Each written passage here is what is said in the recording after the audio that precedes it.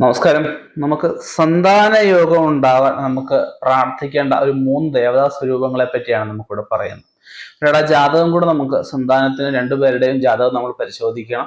5-ാം ഭാവം കൊണ്ടാണ് പ്രധാനമായിട്ടും സന്താന ഭാഗത്തിന് നമ്മൾ ചിന്തിക്കുന്നത്. സന്താനകാരകൻ, സന്താനം നമുക്ക് തരുന്ന ഒരു ഗ്രഹം എന്ന് പറഞ്ഞാൽ വ്യാഴം. വ്യാഴത്തിനെ കൊണ്ടാണ്. വ്യാഴം തത്ര മഹാവിഷ്ണു എന്നാണ്. മഹാവിഷ്ണു ഭഗവാനെയാണ് നമ്മൾ ആദ്യം ഈ സന്താന ഭാഗ്യത്തിനായിട്ട് ഉള്ളൊരു സന്താനത്തിന് ശ്രമിക്കുന്നവരൊക്കെ നമുക്ക് ഭജിക്കേണ്ടതായിട്ടുള്ളത്. അപ്പൊ നമുക്ക് ഈ മഹാവിഷ്ണു ഭഗവാന്റെ തന്നെ എല്ലാവർക്കും അറിയാവുന്ന ഒരു സ്വരൂപമുണ്ട്. സന്താന ഗോപാലമൂർത്തി എന്ന് പറയും. പിന്നെ ഉള്ളത് സന്താന ശങ്കരനാണ്. പിന്നെ ഉള്ളത് ദേവിയുടെ സന്താന ദുർഗ. ഇങ്ങനെ 3 ഭാവത്തിലുള്ള ദേവതകളെയാണ് നമുക്ക് സന്താനം ഉണ്ടാവാൻ ഭജിക്കേണ്ടത്. നമുക്ക് ഒരാൾക്ക് വിവാഹം കഴിഞ്ഞ് 3 വർഷം കഴിഞ്ഞെങ്കിൽ നമുക്ക് സർപ്പക്ഷേത്രങ്ങളൊക്കെ ഉണ്ട്. മണ്ണാർശാല, വെട്ടിക്കോട്, അമ്പുമ്മേക്കാട് ഇങ്ങനെയൊക്കെയുള്ള ക്ഷേത്രങ്ങളിൽ പോയി ഉരുളി കമഴ്ത്താൻ വിധിയുണ്ട്.